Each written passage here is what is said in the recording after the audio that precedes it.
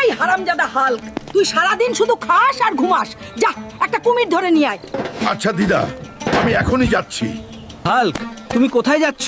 আর বলো না চাচা, দিদা রোজ ভাজা কুমির খেতে চায়, তাই আমি কুমির ধরতে নদীর দিকে যাচ্ছি। যাই হোক না কেন, আমাকে আজ একটা বিশাল কুমির ধরতেই হবে। ঠাকুমা ভাজা কুমির খেতে চায়, আজ আমি ঠাকুমার জন্য একটা বড় কুমির ধরবো। এই মাছ, পথ ছাড়, আজ আমি কুমির ধরতে এসেছি।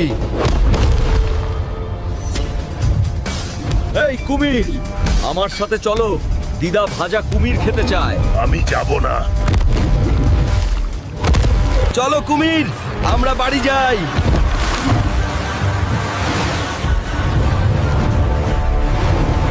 আরে পাগল হাল্ক, এটা আমাকে খুব খুশি করেছে। ঠিক আছে দিদিমা, আসুন আমরা এটি ভাজি। এই কুমিরের ভাজা খেলে নাকি এত শক্তি হয় যে তুমি ঘুমানোর সময়